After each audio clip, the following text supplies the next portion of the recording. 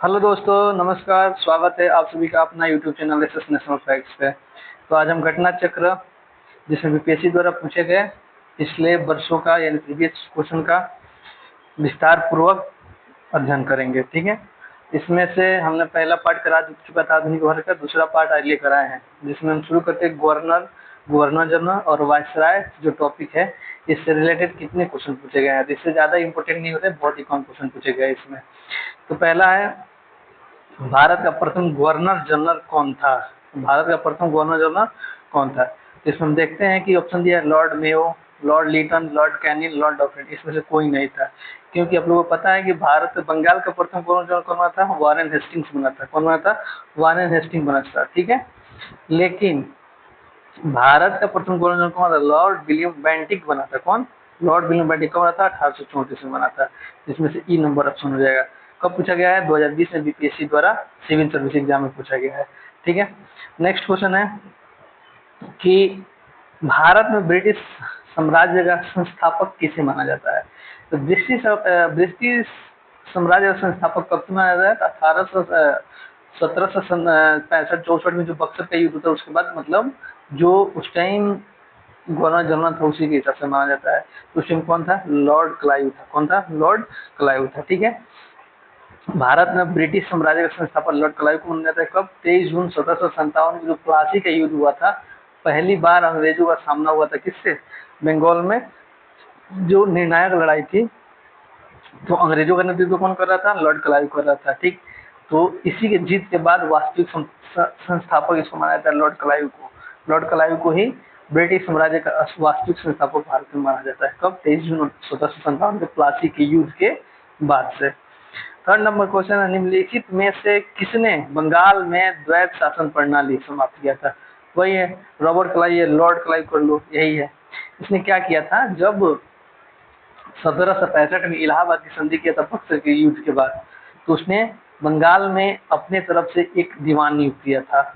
और उसने क्या किया था कि जितने भी मतलब टैक्स से वसूल के देगा, और राजा को केवल बस राज्य को चलाने के लिए रखा था। ठीक है, तो वारेन हेस्टिंग के कार्यकाल, उसमें कार्यकाल किसे था? वारेन हेस्टिंग से कार्यकाल 1772 में कोर्ट ऑफ डायरेक्टर्स ने दोहरी शासन प्रणाली को समाप्त किया था। 72 में तो समाप्त, 1765 में लागू हुआ था।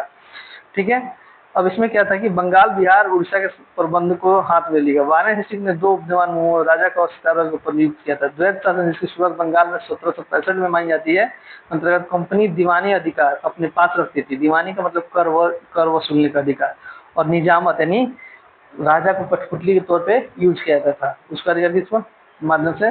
नवाब को दी जाती थी। यही है द्वैत शासन, यही है द्वैत शासन। रॉबर्ट क्लाइव द्वारा बक्सर की युद्ध इलाहाबाद संधि के बाद लागू किया गया था, लेकिन 1772 में इसको क्या कर दिया गया?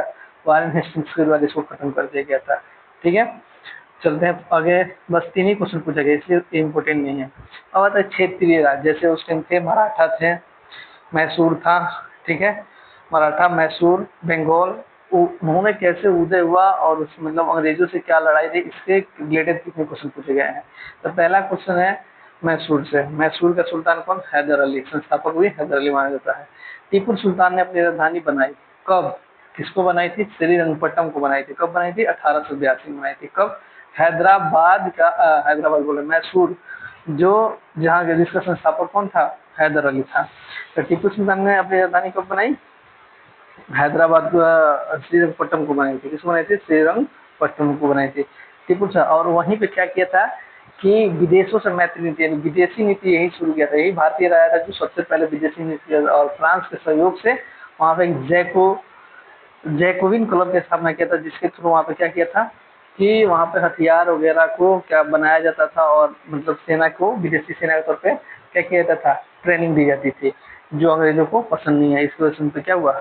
आक्रमण कर दिए सब। ठीक है, थर्ड नंबर है, सेकेंड नंबर है कि वर्ष अब कब किया गया था?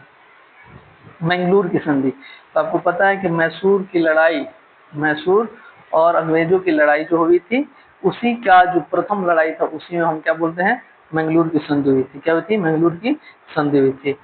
तो वर्ष 1784, कब? 1784 में क्या हुआ था? मैंगलोर की संधि हुई थी। टीपू सुल्तान और ब्रिटिश ईस्ट इंडिया कंपनी के बीच हुई थी। टीपू सुल्तान और ब्रिटिश ईस्ट इंडिया कंपनी के बीच मैंगलोर की संधि 1784 ईस्वी में हुई थी। इस संधि के बाद द्वितीय मैसूर युद्ध का अंत हुआ था। कौन? द्वितीय मैसूर युद्ध का अंत हुआ था मैंगलोर की संधि के बाद। ठीक है, नेक्स्ट है, अंग्रेजों ने श्रीरंगपट्टनम की संधि किसके साथ की थी? जाहिर सी बात है टीपू सुल्तान के साथ की थी। किसके साथ की थी? टीपू सुल्तान के साथ की थी। ठीक, किसके साथ की थी? टीपू सुल्तान के साथ की थी। चलो, कब किया था? तो 1792 में। कब किया था? 1792 में। ठीक है, 1792 में कौन था? वही जो तृतीय आंग्ल मैसूर युद्ध था उसमें, और द्वितीय में मैंगलोर की संधि हुई थी। पहला में शायद मद्रास, हाँ मद्रास, मैंगलोर और श्रीरंगपट्टनम की संधि। चौथे में तो मार दिए गए थे। ठीक है, इसमें क्या हुआ था? तृतीय में क्या हुआ था? जहाँ पे श्रीरंगपट्टनम की संधि हुई थी, इसमें इनके दो बेटों को, इसके टीपू सुल्तान के दो बेटों को अंग्रेजों ने कैद बना दिया था और इनके ऊपर 50 करोड़ का जुर्माना लगाया था। ठीक है, चलो अब नेक्स्ट देखते हैं। फोर्थ नंबर क्या है? रणजीत सिंह, जो पता है आपको पंजाब सिंध क्षेत्र में पंजाब के राजा थे। रणजीत सिंह ने सुप्रसिद्ध कोहिनूर किससे प्राप्त किया था? सासूजा, क्या नाम है? सासूजा के थ्रू प्राप्त किया था। और सासूजा किसका बेटा था? शाहजहां का बेटा था। अब कैसे इनको मिला? तो पंजाब में अहमद शाह अब्दाली के साम्राज्य का था, परंतु सदर क्षेत्र में इनकी मृत्यु के पश्चात सुल्तान कश्मीर इत्यादि छोटे छोटे भागों छोड़कर शेष पर सिख मिसलों का अधिकार हो गया। उधर अफगानों ने आंतरिक झगड़ों और 1800 में अहमद शाह अब्दाली का पुत्र सासूजा काबुल की गद्दी पर बैठा था। सासूजा उसी ने किसको दिया था?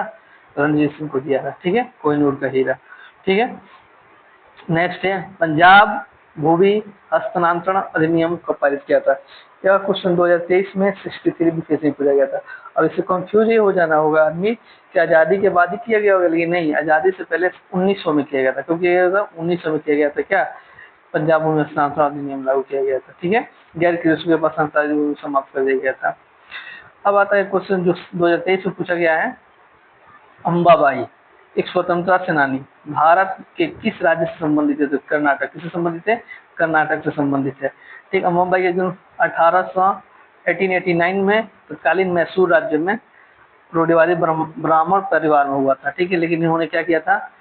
अंग्रेजों के खिलाफ लड़ाई लड़ी थी, स्वतंत्रता आंदोलन में भाग ली थी, जिस वजह से इन्होंने मतलब एक स्वतंत्रता सेनानी के रूप में इनका नाम लिया जाता है।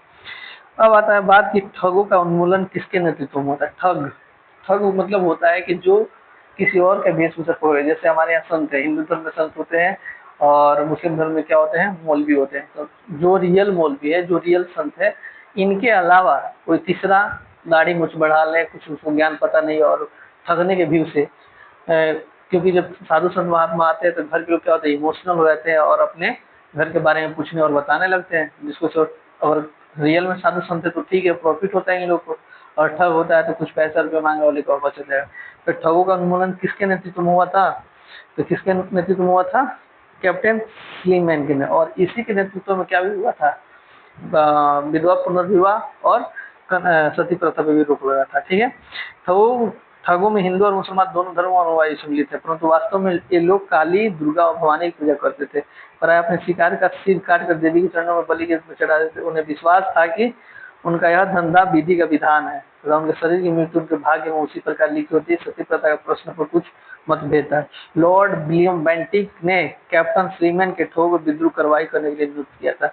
उन्होंने लगभग 1562 ठगों को बंदी बना लिया। 1826 में किया था इसको, 1835 में 26 में शुरू किया था ठगों के विरुद्ध कार्यवाही, 35 में खत्म किया। और इसी के बीच में सती प्रथा उन्मूलन राजा राम मोहन राय के मतलब बदौलत 1828 में लाया गया था। ठीक है, चलो, ठगों का उन्मूलन किसके नेतृत्व में हुआ था?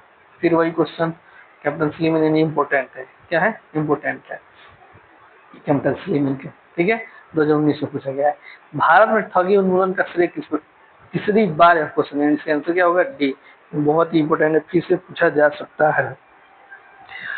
अब देखते हैं, भारत में प्रथम रेलवे लाइन किस ब्रिटिश गवर्नर के समय बिछाई गई थी? तो सबको पता है, लॉर्ड डलहौजी, 1754, ठाणे से मुंबई बिछाई गई थी। ठीक है, दूसरा कहाँ बिछाया गया था? 1853 और 1854 कलकत्ता से रानीगंज के बीच बिछाई गई थी। ठीक है, 8 नंबर है, निम्नलिखित में कौन सा सामाजिक सुधार विलियम बेंटिक के प्रारंभ किया था? तीनों किया था। विलियम बेंटिक ने सती प्रथा का उन्मूलन भी किया था, दास प्रथा का उन्मूलन भी किया था, धर्म परिवर्तन के कारण योग्यता का प्रावधान हटाया था। योग्यता, धर्म परिवर्तन के कारण नहीं, 3 नंबर नहीं हो गया, 3 नंबर नहीं है। धर्म परिवर्तन के कारण अयोग्यता के प्रावधान को रहने ये नहीं किया। ठगों से संगठित गिरोह का दमन कहते हैं, ये 1, 2 और 4, 1, 2 और 4 2017 री एग्जाम में पूछा गया 67th बीपीएससी में, ठीक है। 1828 में क्या किया था, सती प्रथा। 1829 में 1829 में सती प्रथा। 1833 में क्या किया, ठगों का उन्मूलन किया था, ठीक। और उसके बाद 1850 के बाद वापस चला गया था। सती प्रथा का गैर कानूनी किसने घोषित किया था, तो वही विलियम बेंटिक। क्या नाम है, विलियम बेंटिक ने घोषित किया था। अफगानिस्तान के प्रति आक्रामक नीति किस वायसराय ने अपनाई थी, लॉर्ड लिटन ने अपनाई थी। कौन अपनाया था, लॉर्ड लिटन ने अपनाया था। लेकिन लॉर्ड लिटन ने अफगानिस्तान के प्रति क्या ने आक्रामक नीति अपनाया था, ठीक है। लॉर्ड लिटन नीति में किससे संबंधित नहीं है, क्वेश्चन है, लॉर्ड लिटन किससे संबंधित नहीं है, तो इल्बर्ट विल से संबंधित नहीं है, बाकी तीनों से संबंधित है। इल्बर्ट विल से कौन संबंधित है, इल्बर्ट विल से संबंधित है लॉर्ड रिपन। कौन, लॉर्ड रिपन, 2023 में पूछा गया है, ठीक। नेक्स्ट है, किसके सिंध विजिट कर उसका अधिकरण किया, किसने सिंध को विजिट कर उसका अधिकरण किया, तो नेपियर। क्या नाम था, कैप्टन नेपियर था जो सिंध को विजिट किया था, ठीक है। 67th बीपीएससी 2021 में इसको पूछा गया है।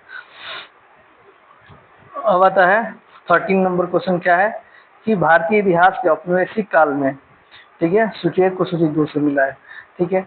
इसमें क्या है, मैकडोनाल्ड, लिंकलिंगो, डलहौजी, चेम्सफोर्ड, ठीक है। अब किसने क्या किया था, देखो ध्यान से समझो। डलहौजी, डलहौजी याद आ गया। डलहौजी ने क्या किया था, डलहौजी ने किया था डॉक्ट्रिन ऑफ लैप्स। क्या किया था, डॉक्ट्रिन ऑफ लैप्स।